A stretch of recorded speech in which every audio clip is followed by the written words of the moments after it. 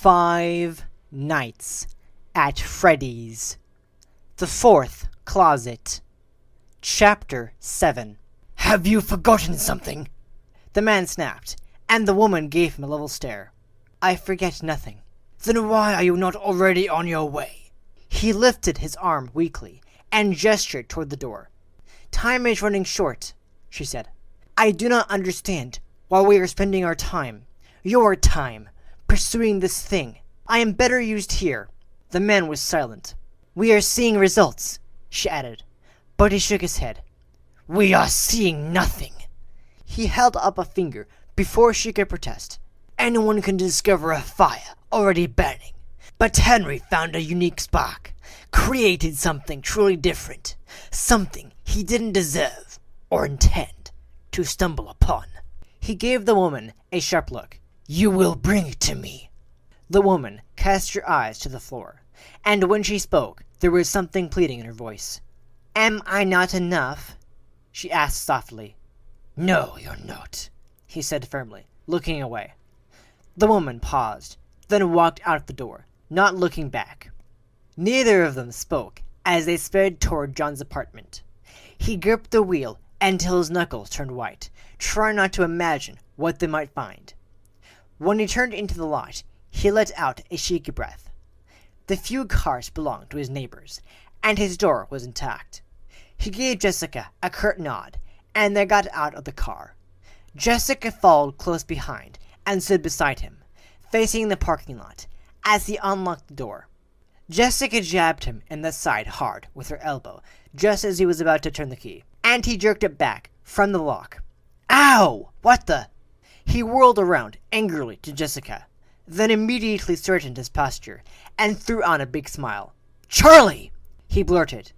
The elegant woman approached them, and John reflexively took a step back. "Where did you come from? I mean, we didn't see your car. What a nice surprise," he added hastily. The woman, who was not Charlie, smiled easily. "I have been out walking. I wanted to clear my head. I realized I was near you, and I thought I'd stop by. Is that okay?" John nodded, stalling for time. "Of course! It's great to see you!" John blurted, painfully aware that he was overselling. "My place is a mess, though. Bachelor pad, you know." He forced a grin. "Do you and Jessica mind waiting out here while I clean up a little?" Charlie laughed. "John, you saw my dorm room last year. I can handle a little mess." "Well, unlike you last year, I'm not working on a crazy brilliant science project, so I have no excuse," he said. Jessica jumped in. "How about that project, Charlie? Did you keep working on it? How's it looking?" Charlie turned to Jessica, as if seeing her for the first time. "I lost interest," she said. John seized his chance. He unlocked the door, slipped inside, and locked it behind him before the imposter could follow. In his bedroom, his Charlie, was still curled up on his bed, her back pressed against the wall. She didn't look like she'd moved since he left. "Charlie," he whispered. "I'm sorry, but I have to move you now. I'll be careful."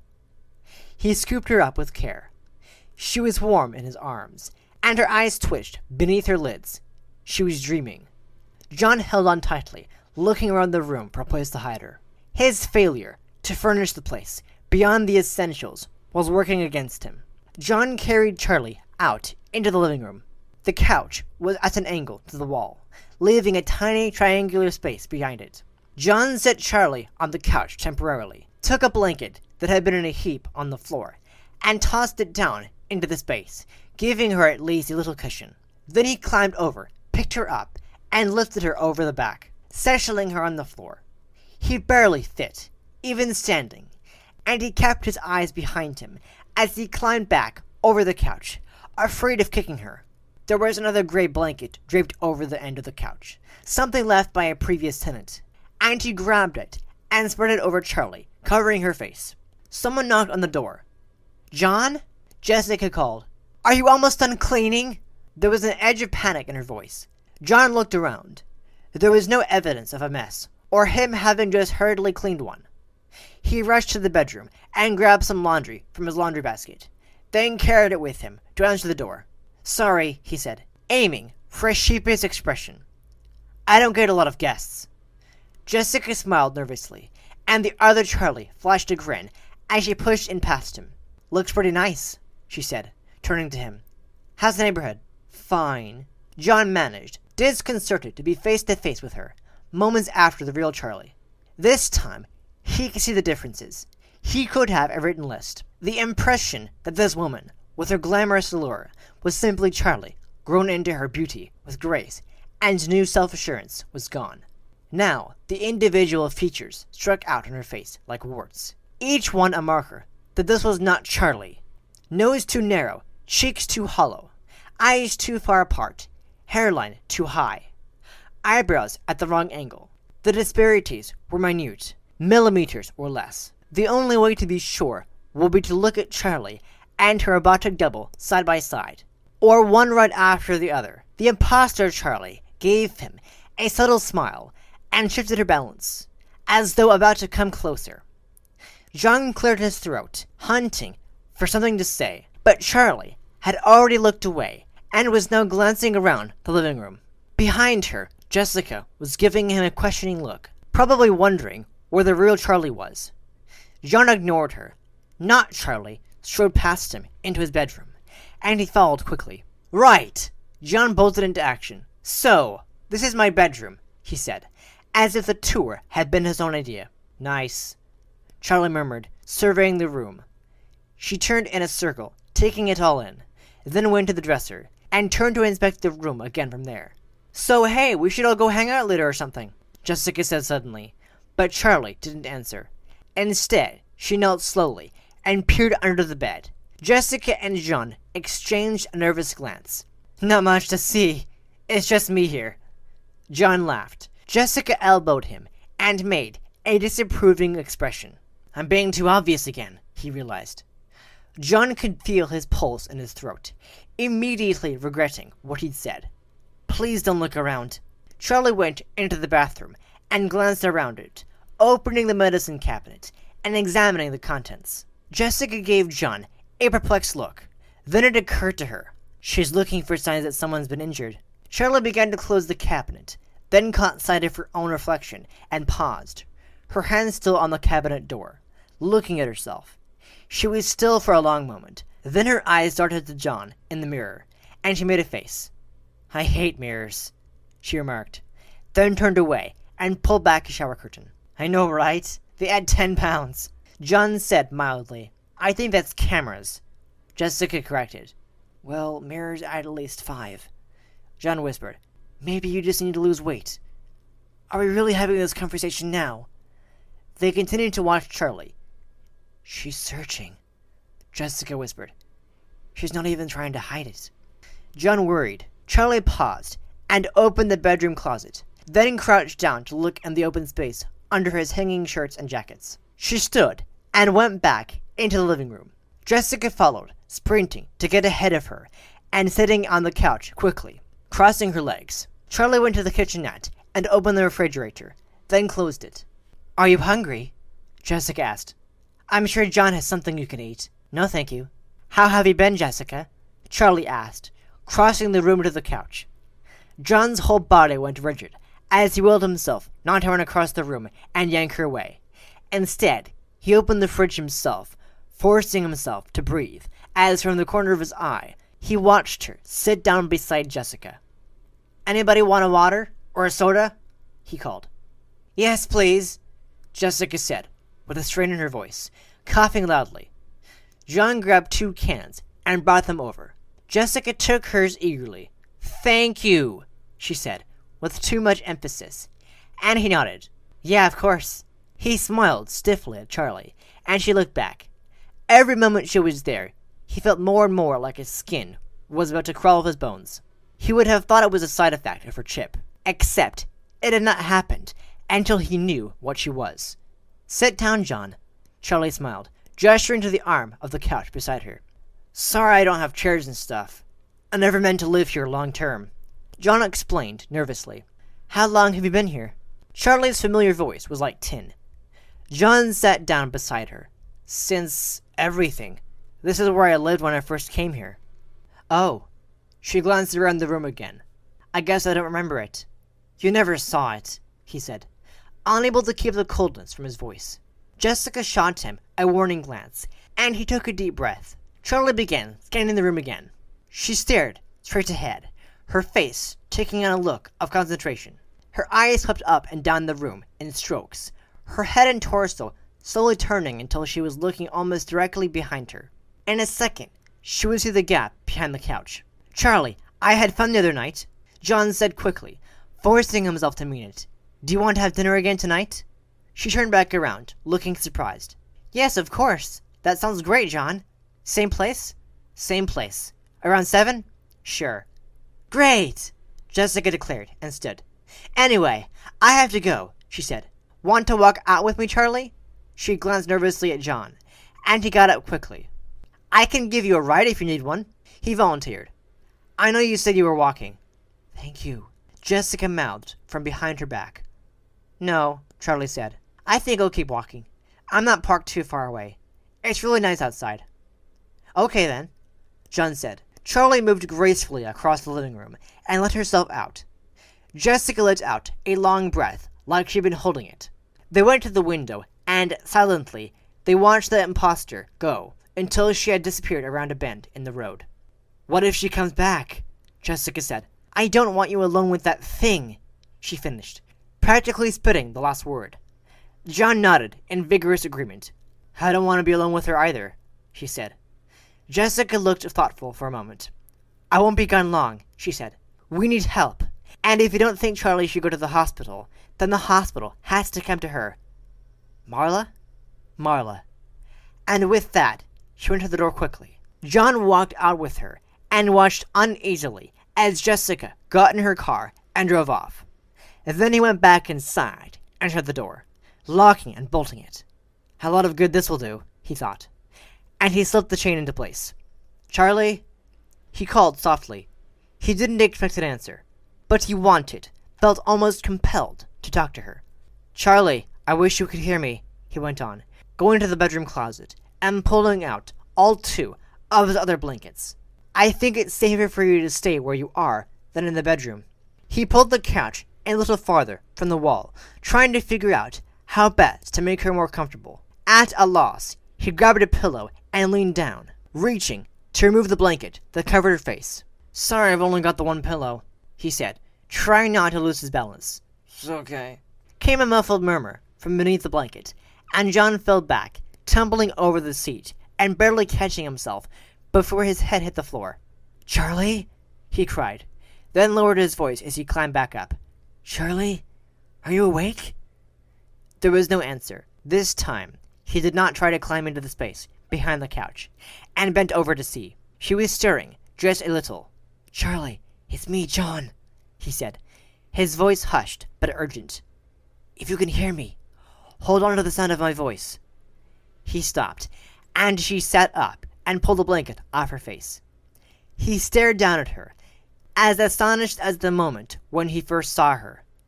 Her face was red, and her hair was sticking to her skin after being under the blanket.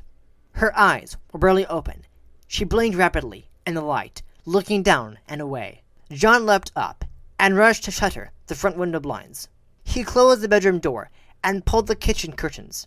The apartment, never bright at its best, was nearly dark.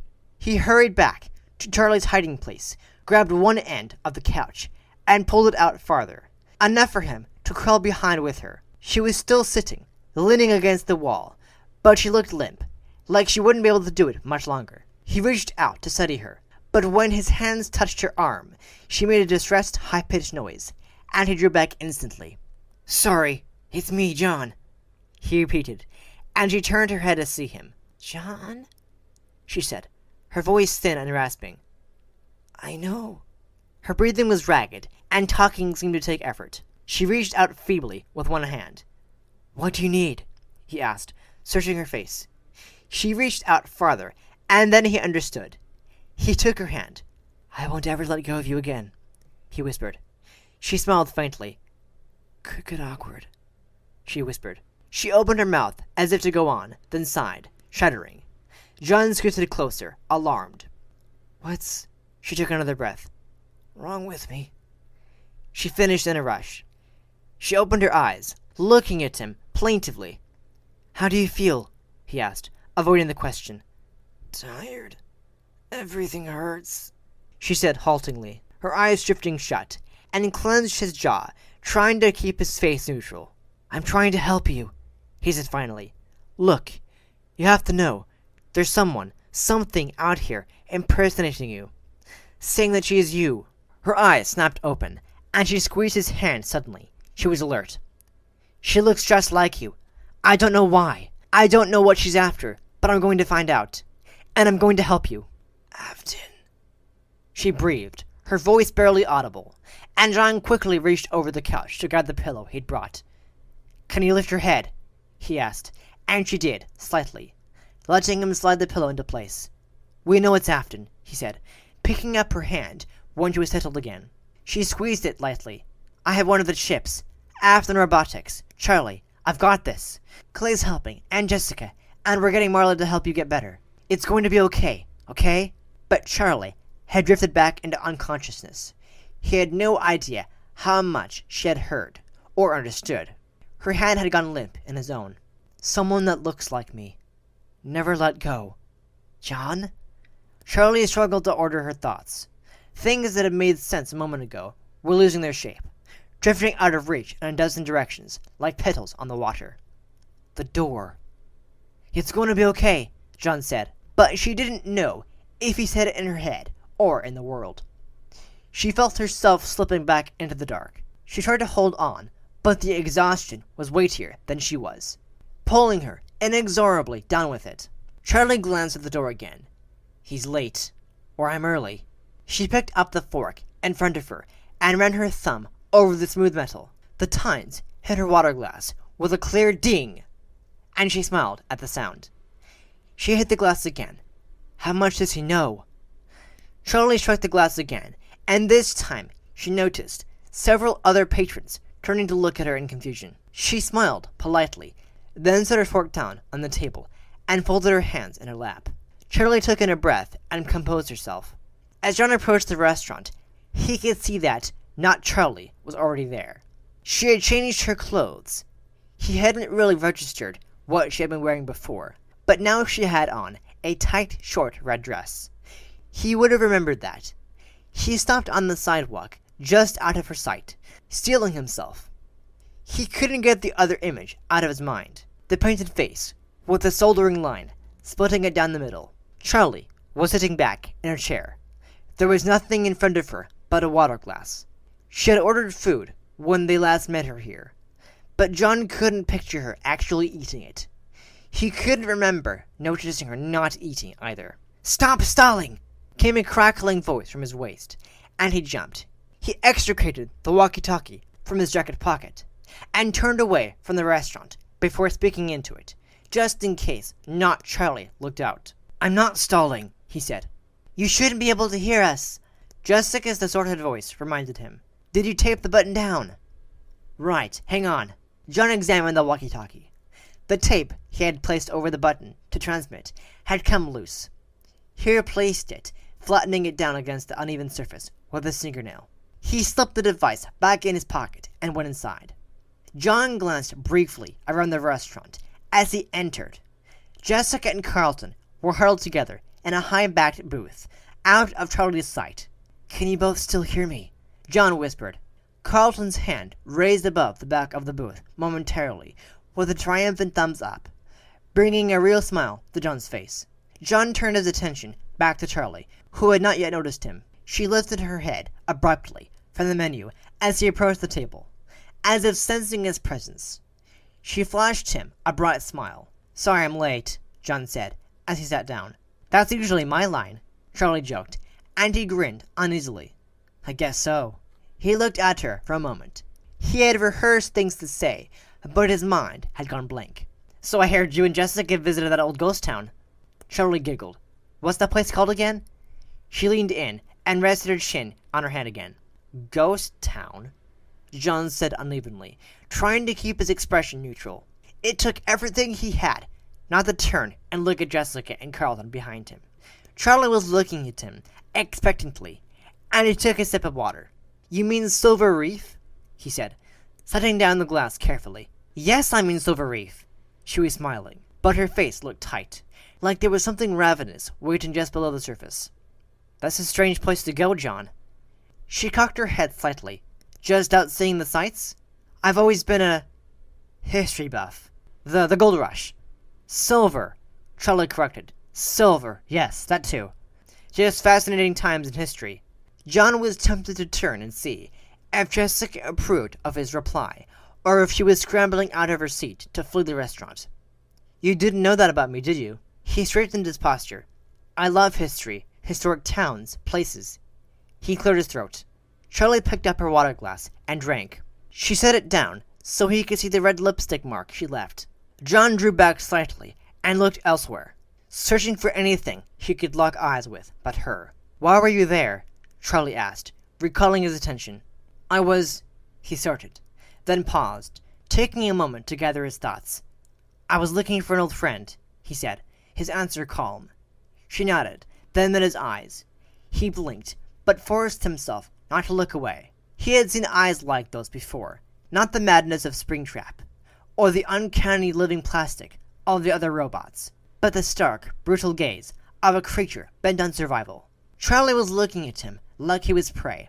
Did you find your old friend? She asked, her tone warm and out of place. Yes, I did, John said, not flinching from her stare. Charlie's eyes narrowed, the facade between them growing thinner by the moment. John leaned forward on his crossed arms, resting all his weight on the table between them. I found her, he said, in a low voice. There was a brief flare of something on Charlie's face, surprise, maybe, and she leaned in closer across the table, mimicking his posture. John tried not to flinch as Charlie's arms slid closer to his. Where is she? Charlie asked, her tone as soft as John's. Her smile was gone. I don't know what it will take to show these people what you really are, John said, but I can try all sorts of things before we make it out that door. He grasped his soda glass, not looking away from her. I'll start with this glass of soda, then I'll try a chair over the back of your head, and we'll go from there. Charlie tilted her head, as though taking in his posture.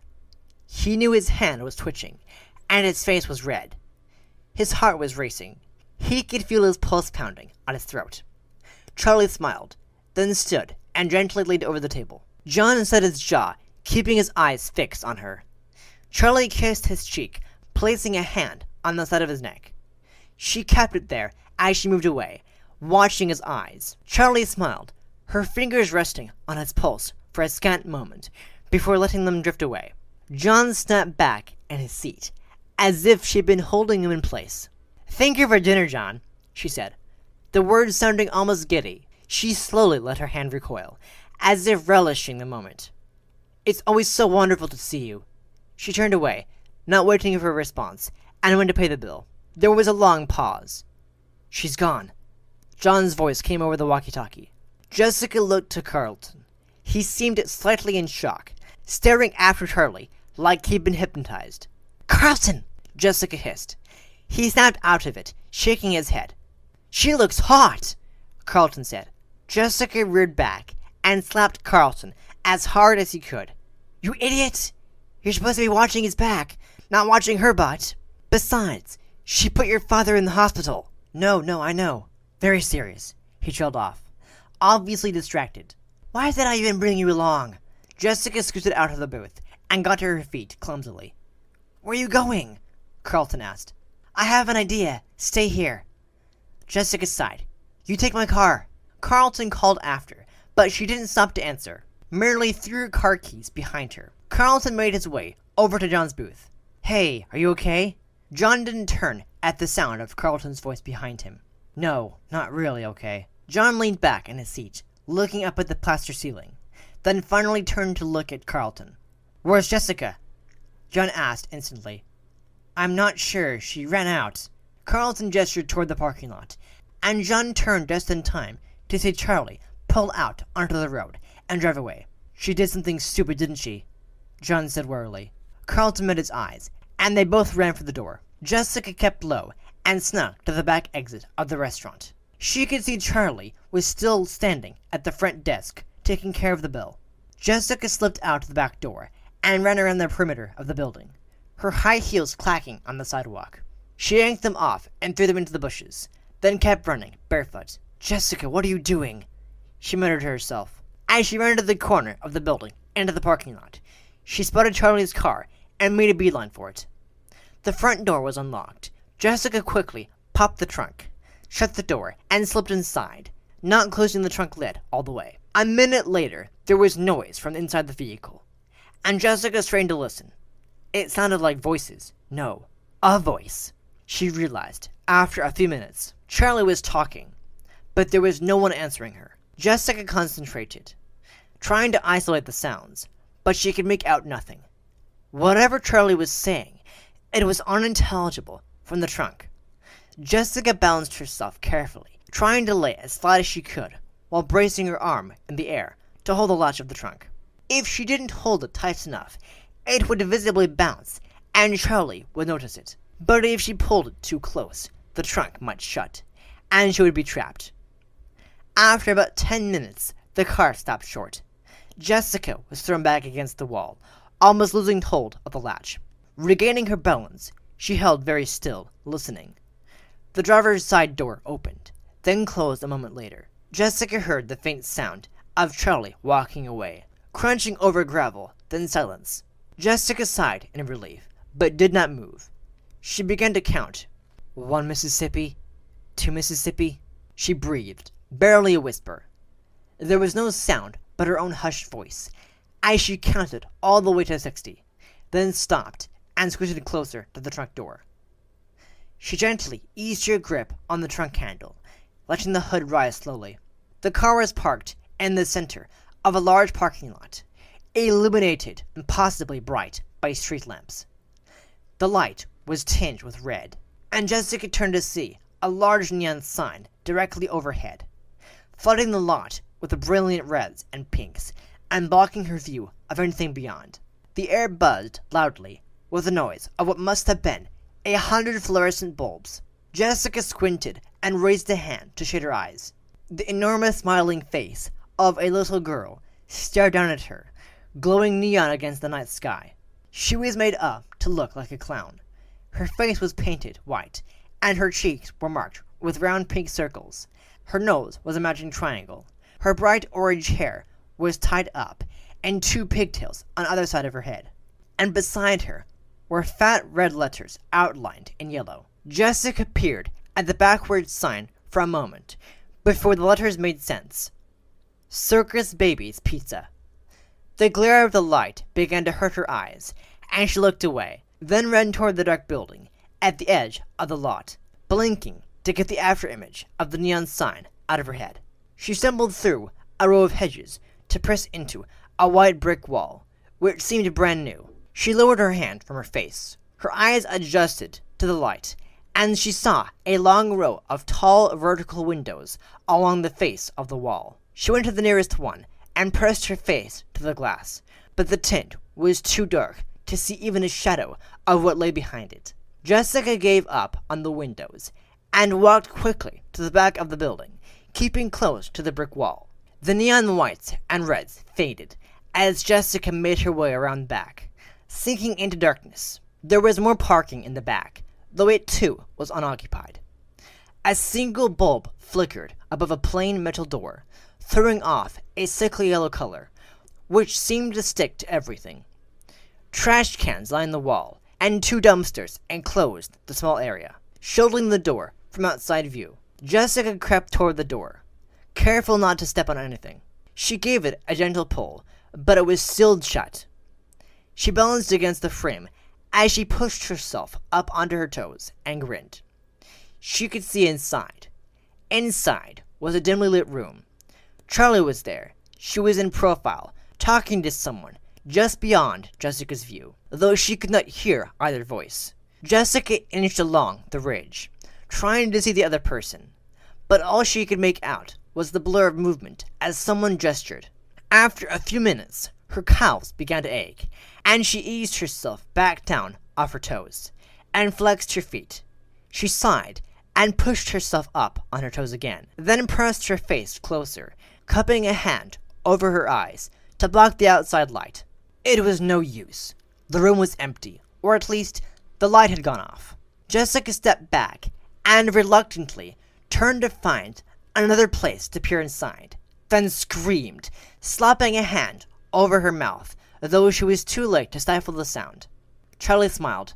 "Jessica," she said innocently, "you should have told me you were coming here. You could have ridden with me." "Right, well, I ran outside to catch you, but you'd already left." Jessica stepped back, her heart racing. Every fiber of her being was telling her to run. But she knew she would never make it past the imposter who stood before her. "Do you want to come in?" Charlie asked, still speaking like they were friends. "Yeah, I'd love to. I just couldn't find the door."